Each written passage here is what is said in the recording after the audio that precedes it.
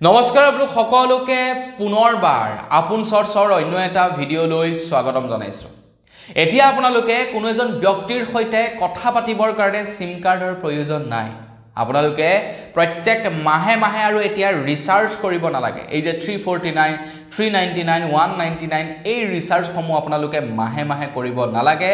কেৱল মোবাইল ক্ৰয় কৰক আৰু আপোনালোকে সিম কাৰ্ড নলগোৱাকৈ কথা পাতি থাকক। যিমান মন যায় সিমান কথা আপোনালোকে পাতিব পাৰিব এতিয়াৰে পৰা। আপোনালোকক সিম কাৰ্ডৰ দৰকাৰ নাই। এয়াৰটেল, ভোডাফোন, আইডিয়া, জিঅ' একো সিম কাৰ্ডে আপোনালোকক নালাগে। উইদাউট সিম কাৰ্ডত আপোনালোকে কথা পাতিব পাৰিব কোনো এজন ব্যক্তিৰ সৈতে আৰু কোনো ধৰণৰ লিমিটেশন নাই। পইচা পাতি দৰকাৰ নাই, ডাইৰেক্টলি আপোনালোকে কথা পাতিব পাৰিব। তো বন্ধু বান্ধৱীসকল, এইটো এটা খুব সুন্দৰ এটা বিজ্ঞান প্ৰযুক্তিৰ বিদ্যাৰ এটা অৱদান বুলি ক'ব পাৰি। এটা খুব সুন্দৰ টেকনলজি আহি আছে, যাৰ জৰিয়তে আপোনালোকে সিম কাৰ্ড নোহোৱাকৈ কথা পাতিব পাৰিব এজন ব্যক্তিয়ে আন এজন ব্যক্তিৰ লগত। কেনেকৈ সম্ভৱ এই সম্পৰ্কে আজিৰ এই ভিডিঅ'টোত মই আপোনালোকক জনাম। তো ভিডিঅ'টো প্ৰথমৰ পৰা শেষলৈকে চাই থাকিব। মই শ্ৰীপাণ্ডু গগৈ, আপোনালোকে চাই আছে আপোন চৰ্টছ। আহক আৰম্ভ কৰোঁ আজিৰ ভিডিঅ'। আগবাইছোঁ আজিৰ খবৰটোৰ ফালে। আপোনালোকক যদি মই কওঁ যে হঠাতে যদিহে BSNL, এয়াৰটেল, ভোডাফোন, আইডিয়া এই সিম কাৰ্ডসমূহ বন্ধ হৈ যায় আৰু চৰকাৰে ঘোষণা কৰি দিয়ে আজিৰে পৰা এই কোম্পানীসমূহ নচলিব, আপোনালোকে আজিৰে পৰা সিম কাৰ্ড ব্যৱহাৰ কৰিব নালাগে। সিম কাৰ্ড ব্যৱহাৰ নকৰাকৈ আপোনালোকে কথা পাতিব পাৰিব আপোনালোকৰ মোবাইল ফোনটো ব্যৱহাৰ কৰি। তো আপোনালোকে বাৰু ভাল পাব নে বেয়া পাব কমেণ্ট ছেকশ্যনত জনাব, কাৰণ আপোনালোকৰ প্ৰত্যেক মাহে মাহে পইচাসমূহ বাচি যাব। আপোনালোকে ৰিচাৰ্জ নকৰাকৈ ইজনে সিজনৰ সৈতে কথা পাতিব পাৰিব। বৰ্তমান আমাৰ পৃথিৱীত এনে ধৰণৰ একো টেকনলজি অৱশ্যে নাই। সিম কাৰ্ড নোহোৱাকৈ এজন ব্যক্তিয়ে আন এজন ব্যক্তিৰ লগত কেৱল ৱকি টকিতহে কথা পাতিব পাৰে।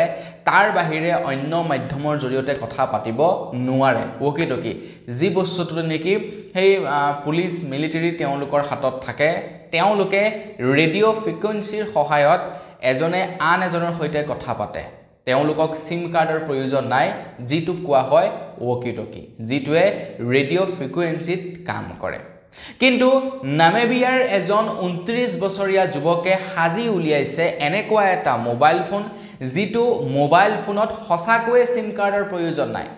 যিটো মোবাইল ফোনত আপোনালোকে সিম কাৰ্ড লগাব নালাগে, আপোনালোকে নেটৱৰ্কৰ সৈতে কানেক্ট কৰিব নালাগে, তথাপিও আপোনালোকে আনলিমিটেড কথা পাতিব পাৰিব ইজনে সিজনে। ৰিচাৰ্জ নকৰাকৈ, সিম কাৰ্ড ব্যৱহাৰ নকৰাকৈ কথা পাতি থাকিব পাৰিব নন ষ্টপ। নামিবিয়াৰ এজন 29 বছৰীয়া যুৱকে এই মেচিনবিধ সাজি উলিয়াইছে।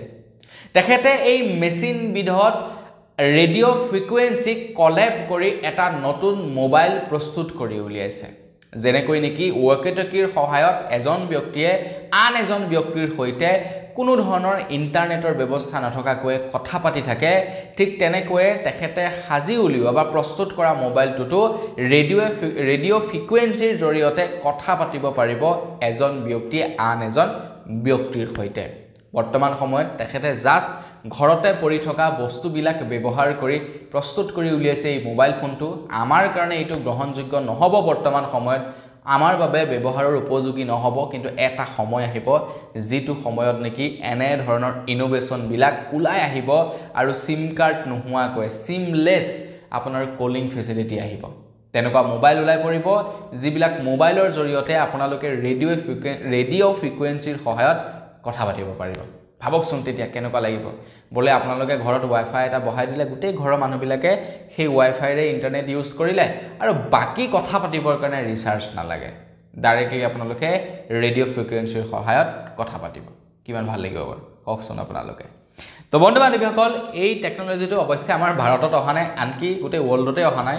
নামিবিয়াৰ এজন যুৱকে প্ৰস্তুত কৰি উলিয়াইছে। আৰু যদি এই ইনোভেশ্যনটো যদি সঁচাকৈ কাৰিকৰী হয় কাৰ্যকৰী হৈ যায়, এটা ভাল ইনোভেশ্যন হ'ব, কিন্তু মানৱ জাতিৰ কাৰণে এইটো এটা হিষ্ট্ৰী হ'ব।